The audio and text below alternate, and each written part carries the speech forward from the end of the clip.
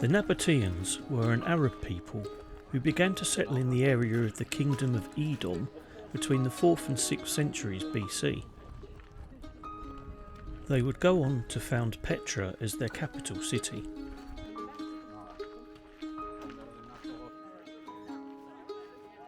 This may have been as early as the 4th century BC, but archaeology has only found evidence dating from the 2nd century BC. We are making our way down the Siq, the main entrance into Petra. Petra's proximity to the incense trade routes made it a major regional hub. The city was supplied with water from the Wadi Musa, or the River of Moses, which flowed down the valley.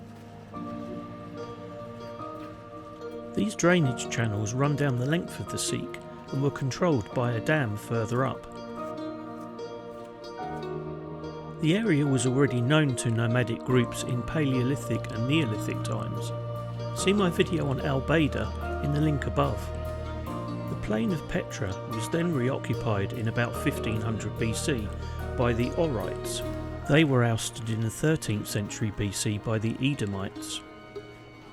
Sometime in the 7th or the 6th centuries BC, the Edomites were forced to move north by the Nabateans. The end of the Siq opens out into the most famous vista in Petra, the Treasury. Its Arabic name is Khaznat al-Faroun, the Treasury of the Pharaoh. Local legend has it that the urn at the top of the facade contains treasure left by a pharaoh. It is most likely that it is a royal tomb, probably that of Aretas III. The narrow valley of the Wadi Musa opens out into the Street of Facades. These are a row of monumental Nabatean tombs carved in the southern cliff face. They were tombs for the senior officials in the city and princes. When Roman general Pompey completed his conquest of the area in 63 BC, Syria was conquered and a new province was established, with its capital in Damascus.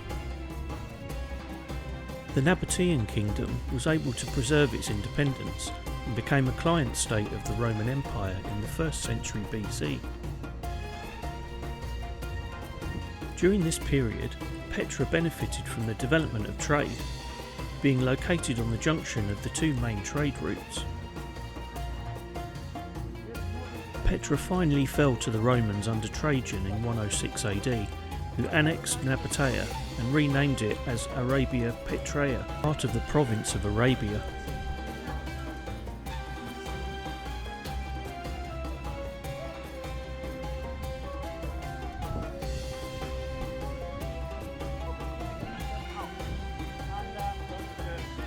We next explore the area of the royal tombs. The lower part of the urn tomb was converted into a church in AD 446.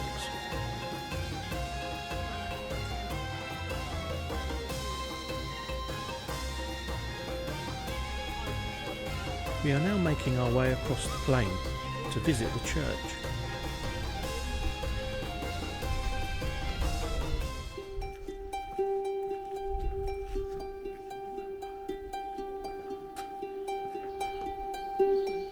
The church was built sometime around the end of the 5th century AD and destroyed by fire or earthquake in the following century.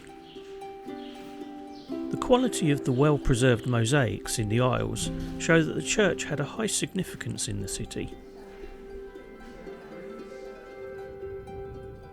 As we make our way west, we look down to the Wadi Musa River and the Colonnaded street beyond.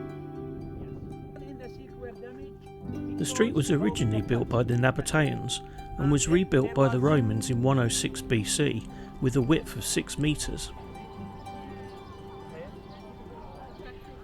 At the western end of the street is the main sanctuary of Petra, Casa el Bint, meaning Castle of the Pharaoh's Daughter.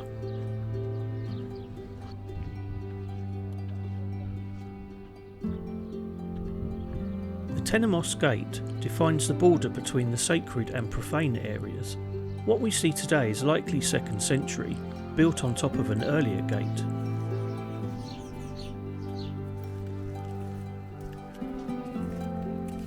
The Great Temple was not used for religious worship, but for representative purposes by the Nabatean kings. Built from the end of the 1st century BC onwards, it was extended and rebuilt several times. As we make our way back east along the colonnaded street, we head towards the theatre with a view of the temples in front of us. The theatre stands just outside the city to make use of the natural hillside. It dates from the 1st century AD and held between 6,000 and 8,500 people.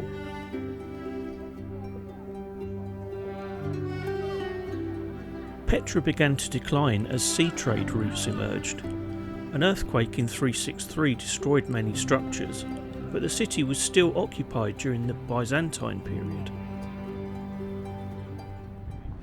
We are now visiting an area known as Little Petra. It sits to the north of the main city.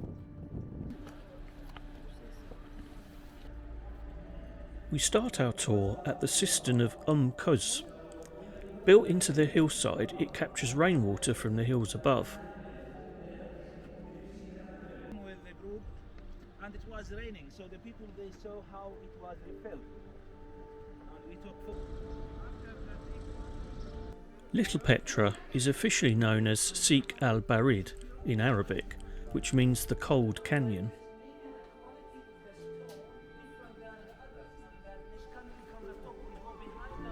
It is thought Little Petra was a suburb of the main city and was used to house visiting traders on the Silk Road.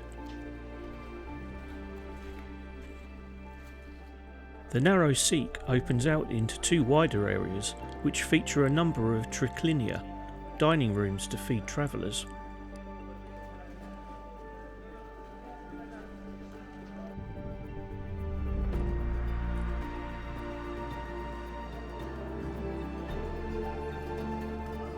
Take a climb into the painted house, which has faded but still vivid frescoes of vines, flowers and birds in the interior arch.